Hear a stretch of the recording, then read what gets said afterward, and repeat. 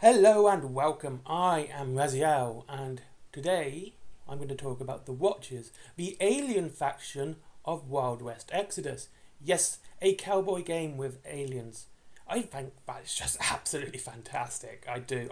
It's one of the things that really appeals to me about Wild West Exodus. Is the fact it's got aliens in it, interdimensional species, and the Hex, which is some sort of corrupting influence.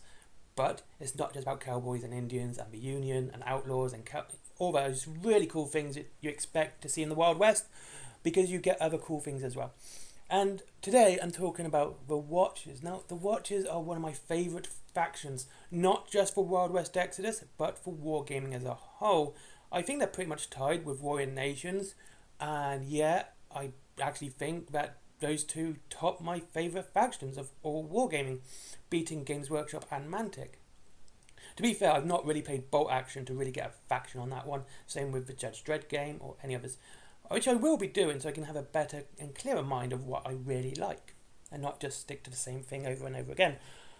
But, like I said, I do like them. They have some fantastic lore and they have some fantastic minis. I will be showing off the minis throughout this video just so you can have a look. I've painted the Cerulean Clade, no, the Amber Clade. I'm getting the Cerulean Clade. And so you can see what they look like.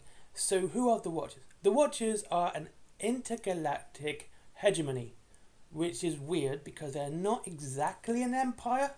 They don't just go conquering planets. If they see a planet they like, they actually do give them the choice of joining or not. They don't just conquer. And if they choose not to join peacefully, the Watchers would move on and probably come back a century or two later and say, we came here a century ago, do you want to join us now? Give them another chance. If they say no peacefully again, Watchers move on.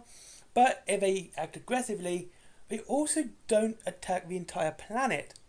They tend to attack who attacked them, as we saw with Atlantia. Again, this is just a good way of flipping the sci-fi alien invasion trope on its head. And they also don't conquer, they actually envelop the planet and the species into themselves, and they have a give and take situation where they give stuff to the species and the species give them something, like something special. It's the inventiveness of the humans that they particularly like. So, how would I improve them? Well, this is actually kind of weird because I do like the Watchers, and in the Wild West Exodus they fit really nicely because they are kind of stranded and they don't really want to give themselves away too much. It's because, as soon as too many people know about the Watchers, we're going to start the end times of the dystopian age. And that includes the Hex and the Order, and we're going to see lots of fighting until, either the Hex, the Order, or the Watchers win. So, how would I improve them? See, well, not many know about them. Other factions do, and these are not just Wild West Exodus factions, these are dystopian wars factions like the Commonwealth.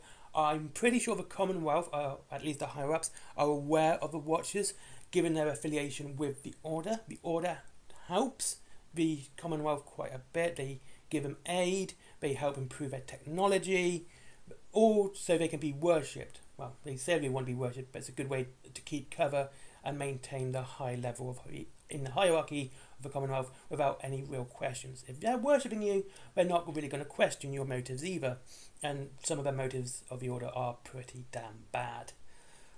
So I'm pretty sure the Commonwealth would be aware of this. The Empire, again, would be another one I'm pretty sure I'm aware of it, for the same reasons the Crown would be aware of it, due to the side games, expansion, whatever it is, of Lost World Exodus. Lost World Exodus, quick summation, is Wild West Exodus in Antarctica, but without the snow. No, it's a nice jungle area, it's lush, it's lovely and green. It's basically the Lost World from old science fiction novels. And, the Lost World, actually, I believe it's called. Yeah, I think it's the Arthur C. Conan Doyle version, actually. I'm not 100% sure on that one. I've got to reread some books anyway. But that's what it is. It's a nice jungle area in Antarctica where there is this massive vault. And given that the massive vault exists, which means the Enlightened are aware that the Watchers exist. The Union would be aware, at least at the higher levels, with Abraham Lincoln and the Ministry of Internal Affairs, especially now Theodore Roosevelt is actually in Antarctica. And what makes me say this is because you can use the Watchers in that game as well. And so if you can use the Watchers fighting the Union in the Lost World Exodus, that would mean the Union would be aware of the Watchers. And seeing as you can use the Crown in Lost World Exodus, again, the Crown would be aware of the existence of the Watchers. Now, what I would love to see in the future or in some lore is how do these other factions like the Crown and the the Commonwealth or the Alliance, if they're aware of the Watchers, how are they responding? Is there more paranoia up at the higher levels, given the Cerulean Clade, this way of infiltrating via shapeshifters? Are they arming up even more? Looking at the skies as well as the seas, to see who they're fighting. It would be interesting to see how it would work out, and how these other factions, even though they might just be myths and legends or hearsay and rumour from these smaller factions, like is the Pride of Nekomata for the Empire, who would be aware the Watchers exist. Whether or not the Empire as a whole believe them is another thing entirely. Same with Crown. It's only a small amount of the Crown with Rani Nami, I can't remember her name, and her crew of the Nautilus, whether or not the Crown believes her. She is a pirate, so she's probably not going to be trusted, but to see how she would discuss with the Queen of England and Isambard Queen Brunel and everyone in England, and what she saw, and trying to explain it, and whether or not they believe her because of her vocation, could be really interesting to see. It would be an interesting plot point on how much she is actually trusted by the rest of the Crown. Again, like I said, the Commonwealth would be pretty much aware at the higher levels, so if someone down in Antarctica went, "Oh, there's aliens," they go, "Yeah, we know," or "Yeah, we know, shut up," would be the more adequate response. And I think that would be really interesting to see these other factions at their higher levels actually starting to get a little bit more worried now there's another faction or another enemy on the table. And they don't know the Watchers. They don't know whether they're peaceful, whether they're warlike. We know what they're like. They tend to be quite benign. They tend to not, attack everyone. They only act in defense. And they try to help the species on that planet rather than conquering and enslaving them. Okay, they do abduct people for experimentation and finding out what makes us tick.